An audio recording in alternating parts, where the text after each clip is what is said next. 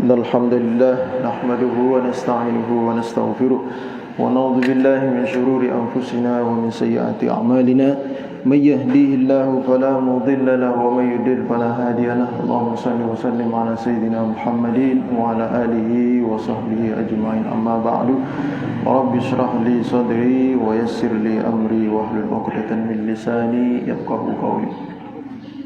Bapak-bapak dan ibu-ibu sekalian yang dirahmati Allah Subhanahu wa taala, yang kami hormati orang tua kita, Bapak Haji Nur Ali, Bapak Haji Damsyik, Bapak Haji Khalik, dan segenap orang tua kita yang tidak kami sebutkan satu persatu, segenap DKM dan jajarannya, bapak-bapak dan ibu-ibu sekalian yang dirahmati Allah Subhanahu wa taala. Alhamdulillah kita bisa berkumpul pada pagi hari ini setelah melaksanakan sholat subuh berjamaah, sholat subuh Jumat ya. Mudah-mudahan kita semua mendapatkan keberkahan, mendapatkan rahmat dari Allah Subhanahu wa taala. Berkah hari Jumat, setiap hari, bulan atau waktu yang merupakan waktu yang diberikan kemuliaan tersendiri oleh Allah Subhanahu wa taala. Ya. Maka di waktu tersebut, di hari tersebut, di bulan tersebut itu dilipat gandakan amal ibadah. Ya. Sekarang kita masuk bulan Dzulqa'dah, di hari Jumat. Dzulqa'dah bulan yang dimuliakan Allah. Jumat hari yang dimuliakan Allah. Ketika seseorang beramal di bulan tersebut, di hari tersebut, otomatis lipat gandanya itu lebih banyak. Ya. Jadi kita berharap Allah Subhanahu wa taala senantiasa memberikan kebaikan, keberkahan, hidayah dan taufik kepada kita semua. Tadi saya di WhatsApp Ustaz Zaki mohon maaf belum tidak bisa hadir. Beliau tadi agak terlambat ya ininya. Jadi beliau minta ganti dulu. Jadi untuk kajian tauhid insyaallah pekan depan ya. Baik bapak-bapak dan ibu sekalian yang dirahmati Allah Subhanahu wa taala, terkait dengan kajian tauhid, kajian keimanan ya. Kajian keimanan kepada Allah, kepada malaikat, kepada rasulnya, kepada kitab-kitabnya dan kepada qada dan qadar serta hari pembalasan ya. Ada satu hal yang menarik yang perlu kita perhatikan ya. Kadang orang-orang yang ya diberikan kemuliaan oleh Allah Subhanahu wa taala ya, diberi pangkat, diberi jabatan ya, baik itu dia hanya seorang RT, RW, seorang bupati atau gubernur, atau naik lagi seorang menteri ya, atau presiden. Mereka disebut sebagai orang-orang yang mulia di antara yang lain ya. Punya derajat, punya kedudukan yang tinggi daripada yang lain. Itu di mata masyarakat ya, di mata kehidupan kita secara umum ya. Kadang ada orang yang berusaha ya, bahasa kitanya PDKT ya.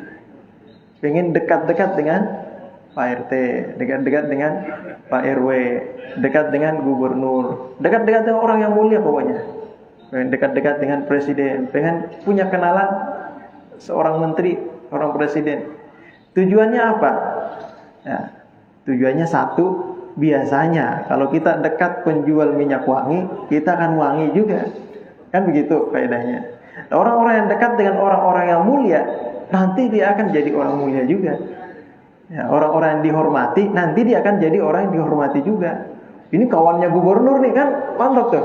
Ya. Ini siapa nih? Ini sohibnya gubernur ini. Kan enak kedengarannya ya.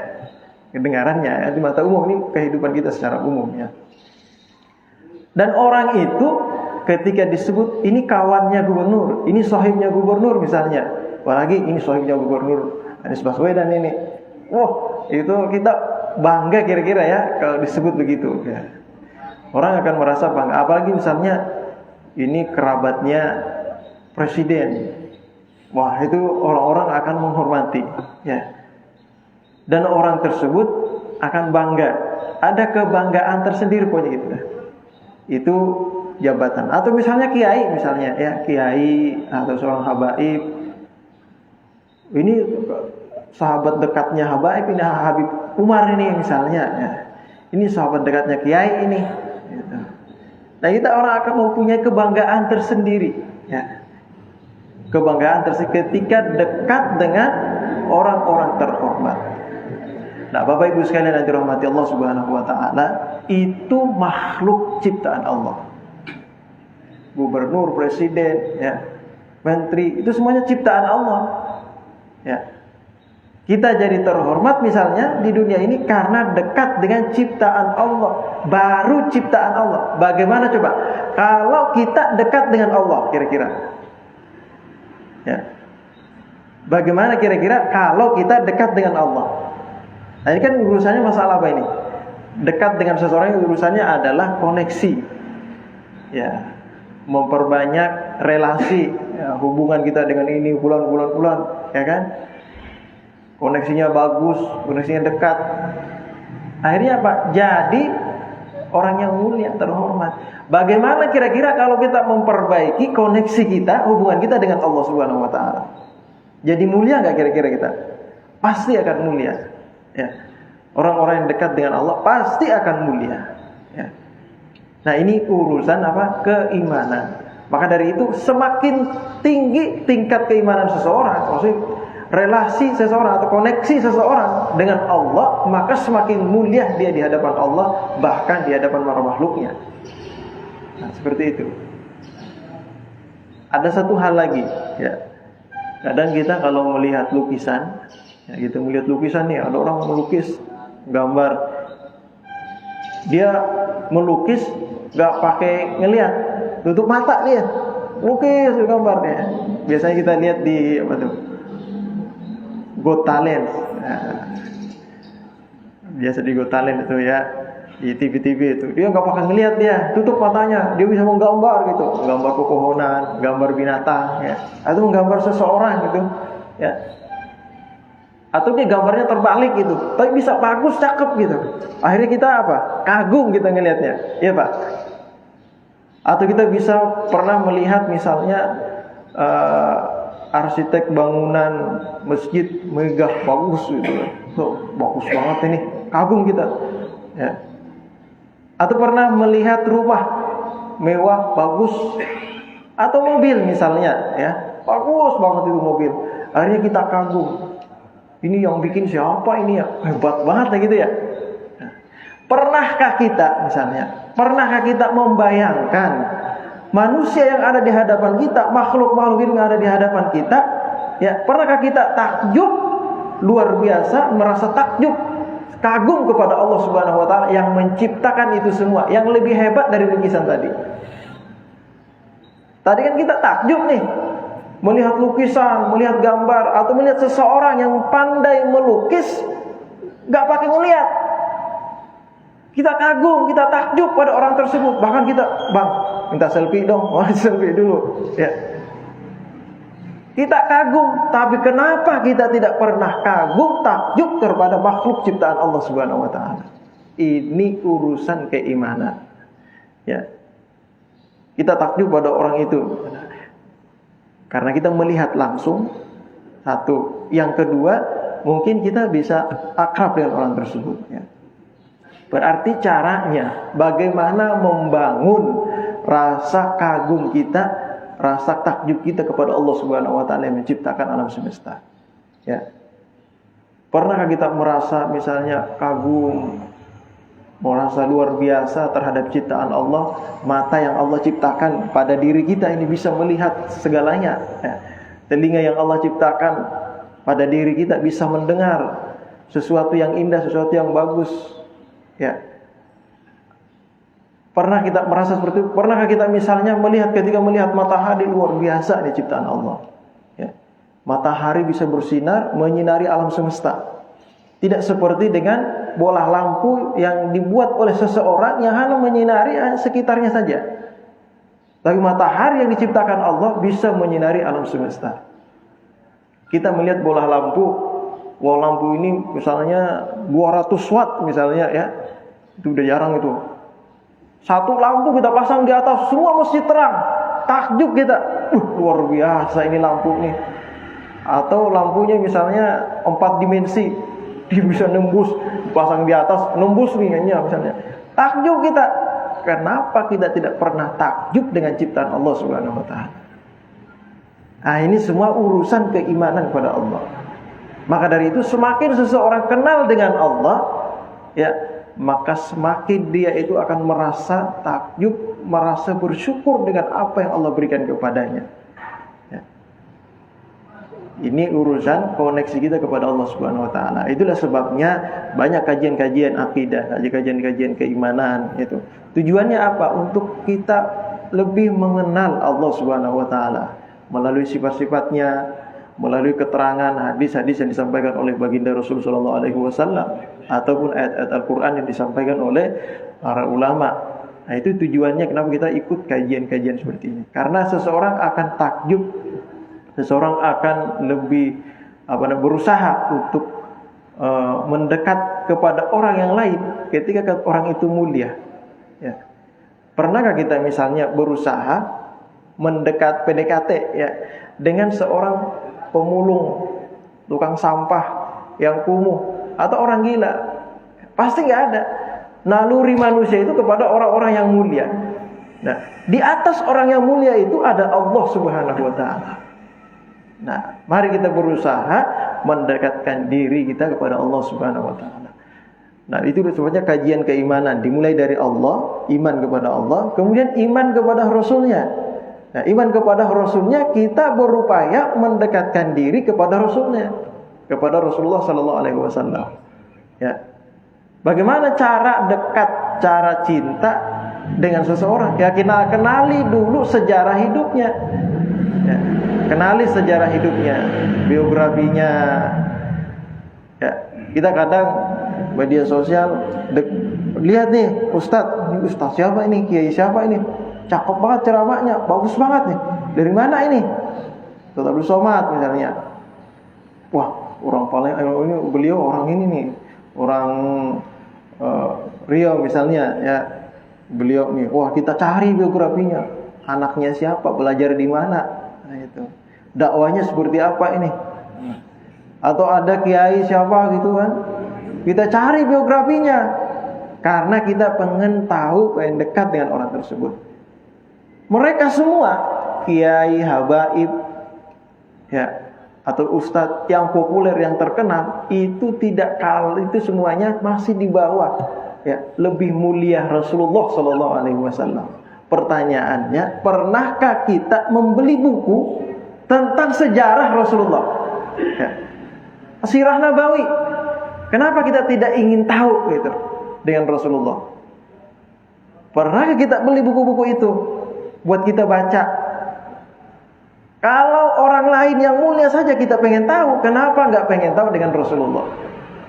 Nah, ini tujuannya keimanan. Kenapa? Karena kita ingin membangun dalam diri kita ini kepercayaan terhadap Rasul yang membawa risalah. Nah, tujuannya membangun itu dengan apa? Dengan mendekatkan diri. Tahu dulu.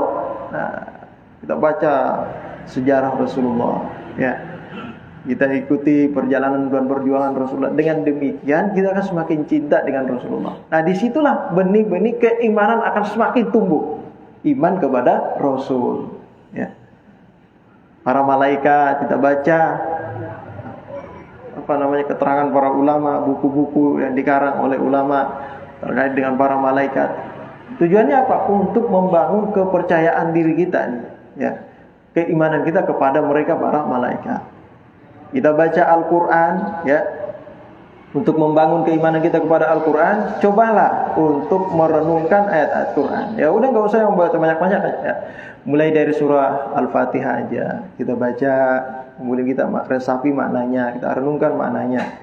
Kemudian kita baca surah An-Nas, kita renungkan maknanya. Naik lagi besok surah Al-Falaq, kita list nih. Al-Falaq sudah. Al-Ikhlas lagi. Kalau bisa ada kesempatan waktu cari-cari dikit tafsirnya, ya. Tujuannya apa? Agar kita ini takjub kepada Al-Quran, kalamullah yang Allah titipkan kepada Rasulnya untuk disampaikan kepada kita. Ketika sudah muncul rasa tersebut dalam diri kita, kita akan mengagungkan Al-Quran. Keimanan kita terhadap Al-Quran akan semakin terbangun. Dan disinilah koneksi kita akan semakin kuat, ya. Melihat Al-Quran, jangankan Al-Qurannya, ya,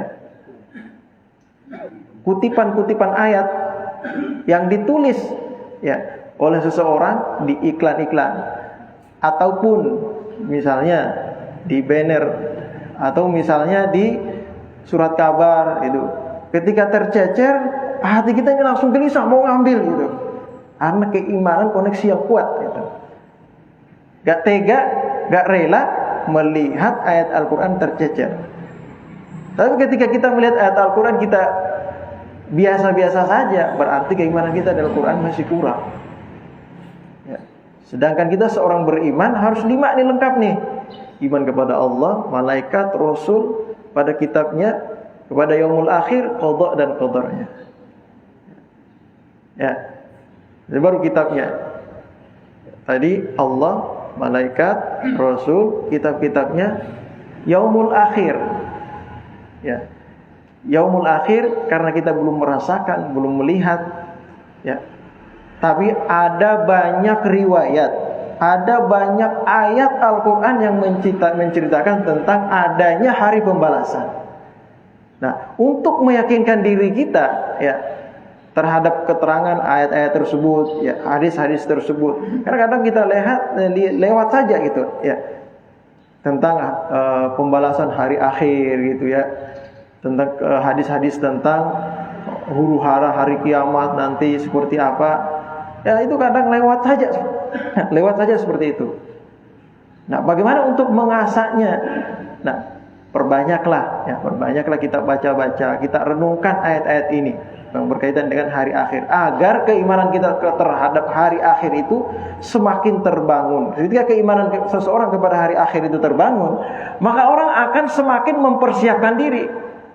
Kan begitu? Berarti pasti ada nih, berarti ini. Nanti saya mau bawa apa? Ya. Nanti saya mau bekalnya apa untuk menghadapi huru hara yang seperti ini, yaumul akhir yang seperti ini. Ya. Adanya hari pembalasan. Nanti saya mau bawa bekal apa ini? Nah, disitulah orang akan semakin mempersiapkan diri. Ya. Nanti keimanan tentang qada dan qadar. Nah, ini harus kebiasaan kita sendiri untuk senantiasa menata hati, ya. Senantiasa menata hati, melihat apa yang terjadi dalam kehidupan kita. Ya, kadang susah, kadang senang, ya. Kadang lagi rezeki lancar, kadang lagi seret, ya kan. Kadang urusan lancar, kadang urusan ini lagi ribet, susah, ya. Nah, itu semua kita belajar menata hati bahwa segala qada dan qadar itu semua dari Allah Subhanahu wa taala. Ya. Kalau itu sebuah kebaikan, maka hendaklah kita bersyukur. Kalau itu sebuah kegagalan, ya, keburukan misalnya yang menimpa diri kita, maka hendaklah kita bersabar. Ya. Kalau orang yang keimanannya terhadap qada dan qadarnya Allah Subhanahu wa taala semakin mantap, maka tidak ada kegelisahan dalam hidupnya. Ya. Gak ada kegelisahan dalam hidupnya, karena semua sudah takdir Allah. Yang ada adalah, ya, asa an takrahu syai'an wa huwa khairul lakum, wa asa an tuhibbu syai'an wa huwa syarrul lakum, wa asa an takrahu syai'an wa huwa syarrul lakum, wa huwa khairul lakum, wallahu ya'lamu wa antum la ta'lamun. Kadang kita senang, kadang kita menginginkan ini harus tercapai, ini harus begini, ya. Ternyata Allah menginginkan yang lain. Ya, tanamkan dalam hati, berarti Allah punya maksud yang lain yang lebih baik dari itu. Jadi tidak ada gelisah. Kadang kita tidak senang dengan hal ini, tapi ternyata itu yang terjadi. Ya, kita pengen yang baik, ternyata yang jelek yang terjadi. Ya. Tanamkan dalam jiwa kita bahwa pasti ada hikmah di balik ini yang kita belum tahu. Karena semua hal yang terjadi dalam diri kita, pada sekitar kita, semua terjadi atas kehendak Allah, bukan terjadi dengan sendirinya. Yakinkan saja bahwa Allah memberikan sesuatu pada hambanya, itu pasti yang terbaik. Ya. Kalau itu musibah yang diberikan Allah kepada kita, itu yang terbaik. Di kemudian hari, mungkin pada saat itu tidak baik, tapi di kemudian hari pasti ada hikmah di belakang itu. Nah, orang yang sudah yakin dengan hal semacam ini, qada dan qadarnya Allah Subhanahu wa taala, ya yang tertanam dalam jiwanya, maka tidak ada gelisah dalam kehidupan dunia ini. Yang ada hanya persiapan diri menghadap Allah. Ya. Nah, ini tujuan kajian-kajian keimanan, kajian akidah yang biasanya dikaji oleh Ustaz Zaki, itu tujuannya untuk itu semua. Ya. Jadi mari kita membangun itu semua, membangun koneksi kita, ya, koneksi yang baik kepada Allah, kepada Rasulnya, kepada para malaikat, ya, yang orang-orang yang dekat dengan Allah. Malaikat, makhluk-makhluk yang dekat dengan Allah. Rasul itu adalah utusan Allah, dekat dengan Allah. Al-Quran itu kalamullah, dekat juga dengan Allah. Nah, kalau orang yang ingin dekat dengan seorang presiden, dekatlah dengan orang-orang yang di sekitar presiden. Orang-orang yang mau dekat dengan gubernur, dekati orang-orang yang ada di sekitar gubernur. Gitu ya. Sehingga apa? Sehingga orang itu akan, kita juga kecipratan gitu kemuliaannya. Ini hanya gambaran kehidupan dunia. Bagaimana kalau seseorang itu mendekat dengan Allah Subhanahu wa taala? Ya. Bapak, Bapak dan Ibu sekalian yang dirahmati Allah Subhanahu wa taala, ada salah satu pesan yang disampaikan oleh Rasulullah sallallahu alaihi wasallam dalam sebuah hadisnya, ya. Ini sebuah pengingat buat kita, ya. Yang disampaikan oleh Al-Imam Al-Ghazali dalam kitab Ayyuhal Walad, ya. Ada kitab namanya Ayyuhal Walad, tipis. Nah, kitab ini merupakan jawaban dari pertanyaan salah satu muridnya Imam Al-Ghazali, ngirim surat kepada Imam Al-Ghazali bertanya beberapa hal. Dijawab oleh beliau satu kitab Ayyuhal Walad. Nah, di sana dikutip salah satu hadis, ya, yang sebelumnya diawali oleh Imam Al-Ghazali bercerita bahwa dulu Imam Asy-Syibli adalah seorang yang sangat mulia. Beliau orang yang mulia, salah seorang tokoh ulama yang sangat alim, bahkan dikatakan seorang waliullah. Imam Asy-Syibli ini, beliau ini belajar dengan kurang lebih 400 guru. Dia punya guru 400 guru. Nah, jadi kalau kita rajin, misalnya rajin majelis taklim bubur subuh nih, nah, kita baru berapa guru tuh, nanti cari lagi yang lain, gitu. Tujuannya apa? Kalau banyak guru, ya, berarti banyak calon-calon pemberi pertolongan untuk kita nanti di akhirat. Karena itu orang-orang alim, ya, mereka diberikan kesempatan oleh Allah Subhanahu wa taala untuk menolong orang-orang yang dia cintai, orang yang dekat dengan dia. Jadi itu murid saya nih, ini murid saya nih, waktu tolong, kita masuk neraka misalnya nih, ya, kita ditolong sama mereka nih. Nah, jadi Imam Asy-Syibli punya 400 guru dan beliau mempelajari kurang lebih arba'atu alafi hadis, kurang lebih 4.000 hadis. Dia belajar 4.000 hadis Imam Asy-Syibli. Nah, beliau mengatakan bahwa dari sekian ribu hadis yang saya pelajari, ada satu hadis yang membekas dalam diri saya dan itu saya jadikan sebagai moto hidup saya. Ya. Jadi pegangan moto hidup itu kan kita ingat-ingat terus gitu ya. Nah, itu kau punya moto apa? Saya motonya ini. Maksudnya moto itu kan maksudnya sebagai pengingat diri kita, sebagai motivasi hidup kita. Nah, itu. Nah, salah satu hadis ini merupakan, ya, hadis yang dipilih dari 4.000 hadis, yang satu ini adalah merupakan pegangan beliau. Saya baca-baca terus ini, ya, saya ingat-ingat terus ini hadis ini. Ya. Kenapa? Karena di hadis ini merupakan keselamatan buat diri saya. Ya, bagaimana bunyi hadisnya? Nah, beliau bercerita bahwa wadzalika anna Rasul sallallahu alaihi wasallam qala li ba'dhi ashabihi. Ya, hal demikian Rasulullah pernah bersabda kepada sebagian para sahabatnya. Apa kata Rasulullah? Yang pertama, yang perlu kita catat. I'mal li dunyaka biqadri maqamika fiha. Ya. Bekerjalah engkau untuk duniamu biqadri maqamika fiha, seukuran berapa lama engkau akan hidup di dunia. Silakan bekerja untuk dunia. Ya, tapi ingat jangan berambisi. Ya. Kerja terus, ya, lupa untuk beribadah. Ya. Duit udah triliunan, Ya. Banknya sudah dompet udah kembung. Ya. Masih aja ambisi dengan dunia. Memang mau berapa lama hidup di dunia? 30 tahun, 70 tahun, 80 tahun, modalnya berapa? Kira-kira kalau duit udah 100 triliun, itu lebih dari cukup itu. Ngapain lagi ngejar mulu? Nah itu. Udah fokus beribadah udah kalau gitu. Ya. I'mal di dunia ka biqadri maqamika fi. Jangan terlalu berambisi dengan dunia. Ya. Ya bolehlah misalnya kita beralasan, misalnya alhamdulillah duit sudah banyak, udah triliunan di bank nih, ya.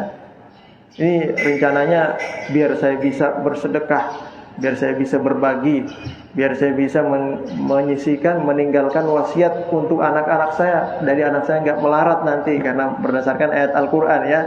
Ayat Al-Quran mengatakan, janganlah kalian meninggalkan keturunan kalian dalam keadaan lemah.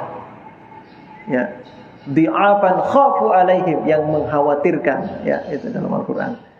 Maksudnya di sini ini dikomentari oleh ulama ayat ini sebagian mengatakan lemah dari segi finansial. Ya, kasihan kalau anak kita tinggalkan, kita meninggal, lemah dari segi finansial, dia akan minta-minta, maka akan lebih mudah goyah keimanannya. Sebagian ulama mengatakan finansial enggak jadi masalah, yang penting kuat dalam keimanannya. Walaupun dia miskin, tetapi imannya kuat, gak bakal bisa tergoda. Tapi walaupun dia kaya, kalau iman tidak kuat, dia akan semakin menjadi-jadi, ya, semakin berbahaya. Kejahatan itu muncul ketika ada kesempatan. Ya, itu kata Bang Nafi dulu itu. Waspadalah, kayak gitu. Bapak-bapak sekalian, kira-kira nih, ya, subuh ini kalau misalnya Bapak kemarin dapat duit 1 triliun aja. Tadi malam kira-kira ngapain, Pak? Bengong aja ya? Bengong aja mau diapain nih duit nih? Atau bisa jadi kalau anak muda mah, wah saya mau jalan-jalan pokoknya bebas mau belanja. Ya, sampai tengah malam ngabisin duit itu. Ya, akhirnya subuhnya kelewat. Ya. Alhamdulillah kita nggak dikasih pusing seperti itu. Ya. Harapan kita lagi pengen ada, gitu aja ya. Lagi pengen ada, mau ini cukup, mau itu cukup, gak perlulah banyak-banyak. Ya. Mau beli mobil dia ada, gitu ya. Mau beli motor ada, mau makan ini ada. Kalau langsung dikasih banyak itu, nah, ya. Nah itu tadi ya, i'man li dunyaka biqadri maqamika fiha. Ya, bekerjalah untuk duniamu seukuran berapa tahun kamu akan hidup di dunia. Ya, jangan terlalu berambisi sehingga lupa untuk mempersiapkan bekal akhirat. Satu. Yang kedua, ya, kata Rasulullah SAW, wa'man li akhiratika biqadri baqaika fiha. Bekerjalah kalian, beramallah kalian untuk akhiratmu biqadri baqaika fiha, seukuran berapa lama kamu akan hidup di akhirat. Hidup di akhirat, ya, kata para ulama, kita ini manusia, ya. Manusia adalah makhluk yang mulia diciptakan Allah. Innama khuliqna lil abad. Kita diciptakan untuk selamanya. Sekali diciptakan kita akan hidup untuk selamanya. Ya, tidak seperti binatang. Mereka akan diciptakan di dunia ini, setelah mati sudah berakhir sudah urusan mereka binatang. Gak ada hisab di akhirat, gak ada kehidupan di akhirat. Kalau kita akan ada kehidupan di akhirat dan kita akan hidup selamanya. Kenapa? Karena di dalam Al-Quran dikatakan orang-orang yang beriman akan dimasukkan ke dalam surga khalidina fiha, mereka kekal di dalamnya. Begitupun orang yang dimasukkan ke dalam neraka khalidina fiha, mereka akan kekal di dalamnya. Berarti kita bakal lama di akhirat. Sedangkan ukuran akhirat dibanding dengan kehidupan di dunia, wa inna yauman indallahi ka'alfi sanatin mimma ta'udun, bahwa satu hari di akhirat itu seukuran 1000 hari kita hidup di dunia. Satu hari di akhirat 1000 hari di dunia. Kalau 80 tahun di dunia, kira-kira berapa jam di akhirat? Nah sekarang mari kita beramal untuk bekal kita di akhirat. Banyak orang ketika akan berangkat ke suatu tempat, juga misalnya mau berangkat haji, yang nggak pernah ikut haji nih, Yang pernah ikut haji, sebelum berangkat haji yang dilakukan apa Pak? Persiapan, jaga kesehatan, ya kan?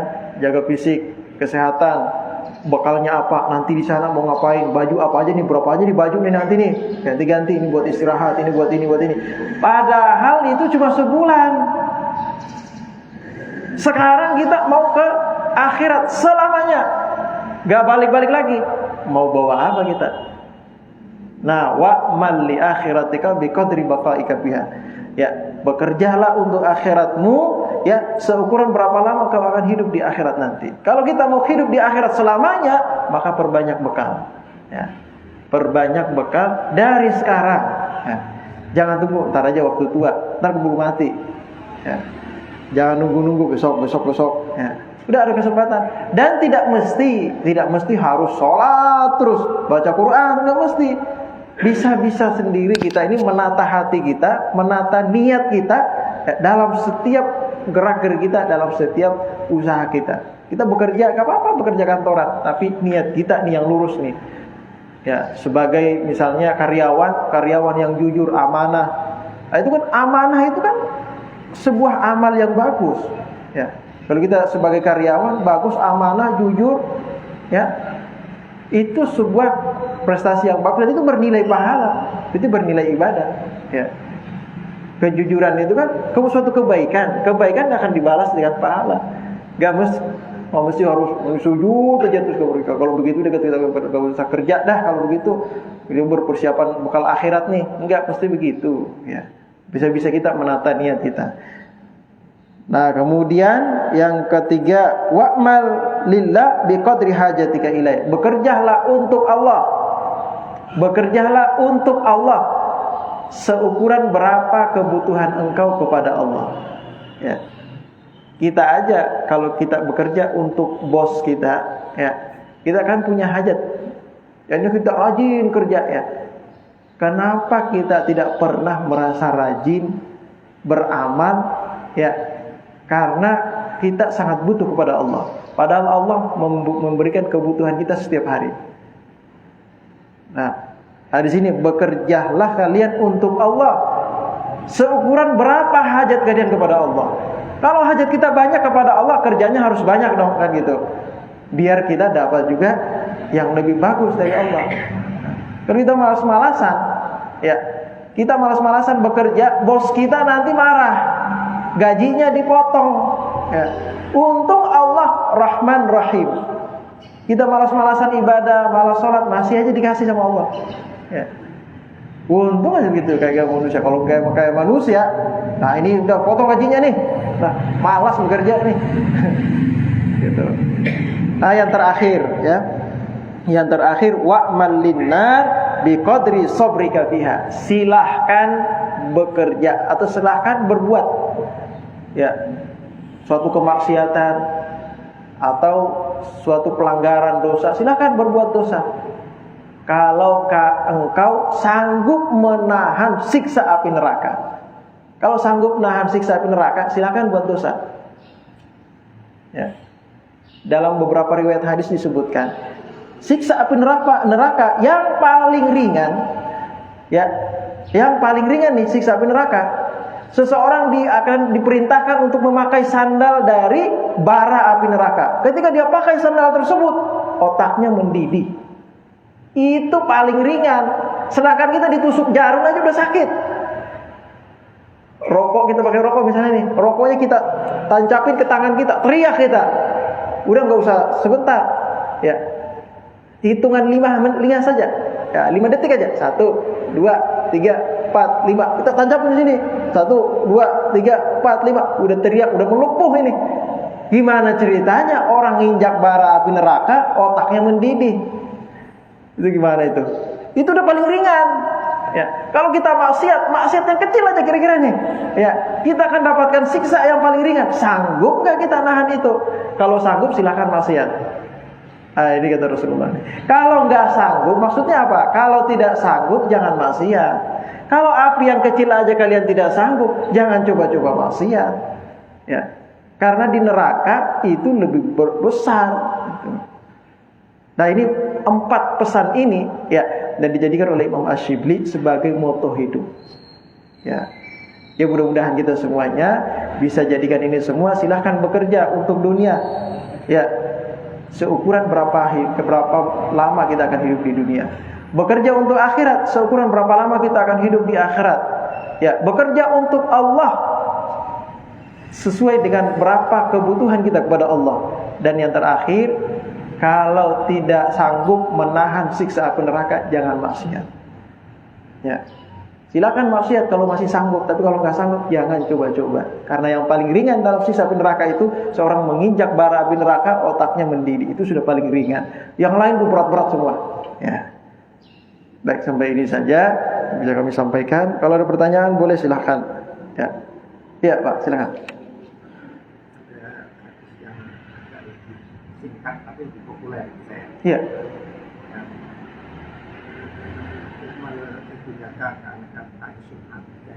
Ya. Ya. Tapi ta'isu abadan bukan tadi kalau makanya kan bekerja di dunia untuk syukur berapa lama. Ikut dari bapak ikannya. Iya. Iya. Hadisnya gimana posisinya? Antara dua hadis ini bedanya apa? Mungkin tingkatannya. Mana? Oh iya. Kalau tingkatannya, tingkatan kesahihan misalnya tuh atau ini. Derajat saya belum meneliti hadis itu tingkatan sahihnya. Tapi kalau ikmal di dunia kakainna kata isu apa itu hadis yang sahih, masyhur ya. Kalau hadis ini tidak masyhur, tapi ini disebutkan juga oleh para ulama dan sebagian mengatakan ini dikutip juga dalam Imam At-Tirmidzi. Disebutkan juga dalam Imam At-Tirmidzi. Kalau Imam At-Tirmidzi itu riwayat hadisnya ada yang sahih, hasan dan dhaif. Ada dhaif, tapi tidak ada yang maudhu. Nah, hadis-hadis yang seperti ini kan ini hadisnya fadhailul a'mal ya. Motivasi beramal. Nah, hadis-hadis seperti ini itu tidak perlu dilihat dari sahih atau tidak sahihnya. Ya. Derajat dhaif pun itu sudah cukup untuk menjadi motivasi beramal. Ya. Adapun hadis tadi ya, imal dunia keka'an kata isu abada, bekerjalah untuk dunia seakan engkau hidup selamanya, bekerjalah untuk akhirat seakan engkau mati besok. Maksudnya apa? Itu tujuannya, maknanya beda dengan yang ini. Ya, kalau yang ini maknanya adalah hendaklah kita bekerja itu bersungguh-sungguh, baik itu bekerja dunia ataupun pekerjaan akhirat. Ya, kalau bekerja dunia sungguh-sungguh, nah, itu kan akan memberikan hasil yang bagus.